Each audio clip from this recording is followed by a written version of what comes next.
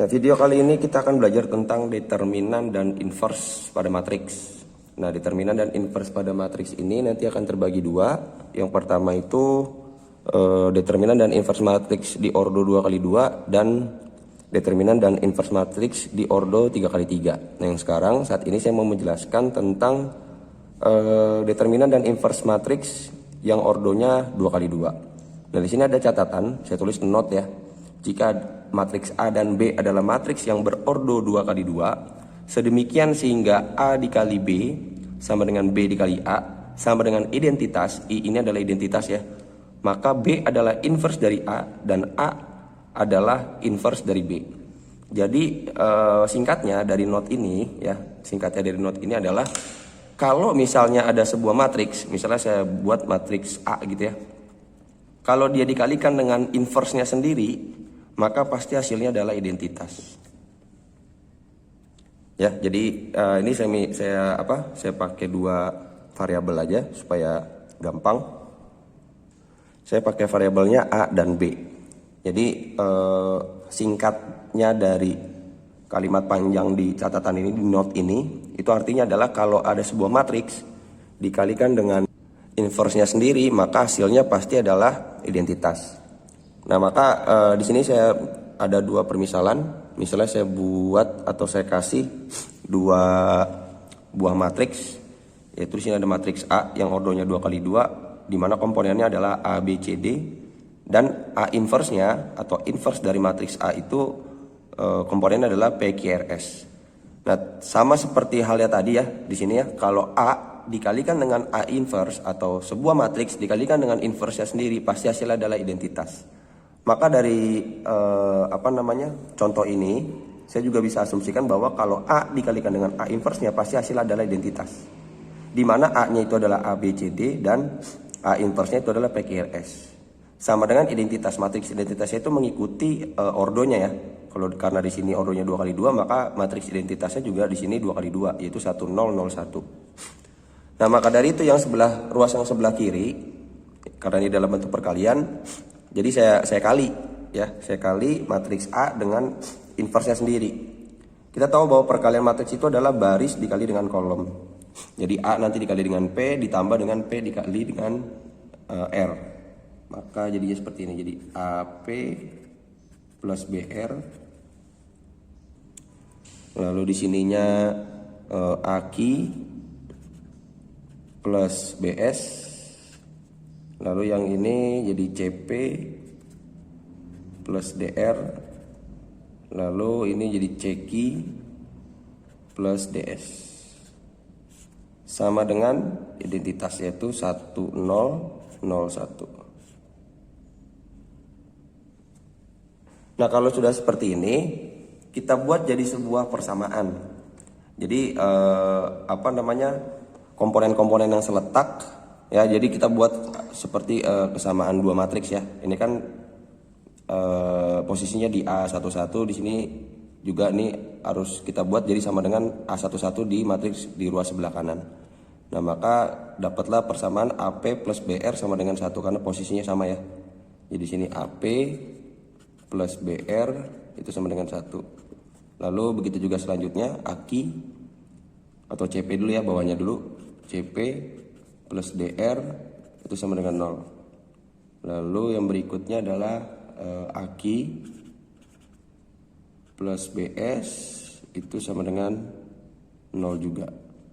Lalu CQ plus DS itu sama dengan 1. Nah, jadi ini jadi persamaan 1, ini jadi persamaan 2, persamaan 3, dan ini persamaan 4. Nah, dari persamaan ini ya, kalau kita selesaikan keempat persamaan ini dengan menggunakan metode eliminasi dan substitusi ya, jadi saya nggak usah bahas metode penggunaan eliminasi dan substitusinya. Jadi saya cuma kasih catatan aja, kalau misalnya empat persamaan ini kita gunakan metode eliminasi dan substitusi dengan menyamakan semua variabelnya atau mengeliminasi dengan variabel yang sama, maka nanti didapatlah P-nya Ya, dapatlah P-nya. Ini supaya jangan ini ya, saya garis dulu, saya belah. Nah, kita dapatlah P-nya itu nanti adalah D per AD min BC. Lalu Q-nya, sini aja Q-nya. Q-nya itu nanti kita dapat adalah min B per AD min BC. Lalu nanti R-nya saya buat di sini aja, R-nya.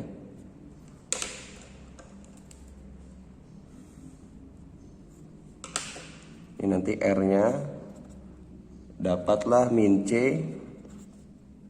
per AD min BC.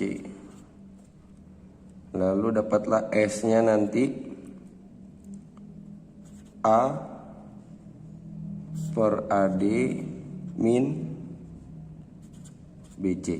Nah, jadi nanti dapatlah P sama dengan lalu Q sama dengan dan S sama dengan. Nah, nanti yang ini ya, nanti bentuk ini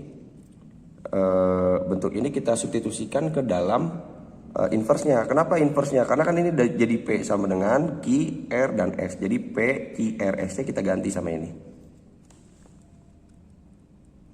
Jadi kita gantilah si P, Q, R, dan S-nya itu menjadi seperti ini tadi ya.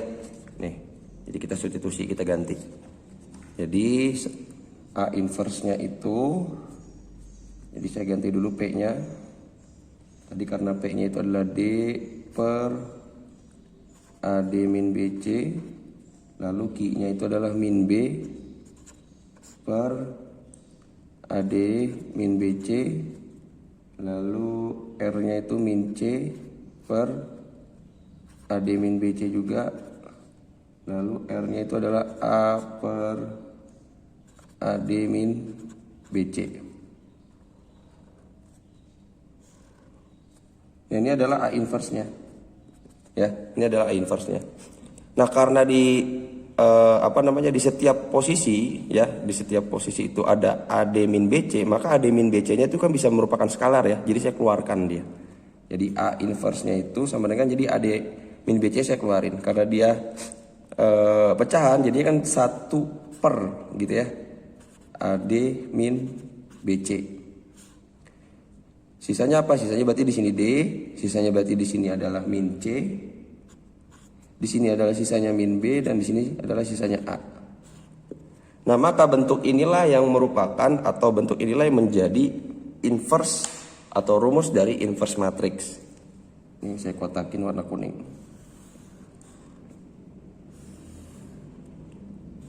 Nah, ini adalah rumus dari inverse matrix. Inverse matrix. Nah, di mana AD 1 per AD min BC ya, 1 per AD min BC ini adalah 1 per determinan. Jadi AD min BC-nya ini adalah determinannya. Dengan keterangan ya, saya buat keterangan pakai ini aja, keterangan bahwa AD min BC itu adalah determinan matriks A-nya. Karena kan dipakai matriks A ya. Jadi AD min BC-nya itu adalah determinan dari matriks si A-nya. Dan untuk keseluruhan ini ya, untuk keseluruhan ini adalah rumus dari inverse matrix. Jadi kalau AD min BC-nya itu adalah determinan matriks A, maka nanti bisa dirubah rumusnya. Jadi A inverse-nya bisa juga kita tuliskan jadi 1 per determinan A. Jadi ini lambang determinan ya. Pakai apa? Seperti lambang mutlak seperti itu. Ini disebutnya dalam matriks ini adalah determinan. Jadi determinan 1 per determinan A dikali dengan D min B min C A. Seperti itu. Jadi kira-kira seperti itu cara penemuan rumus dari determinan dan matriks pada ordo 2 kali 2.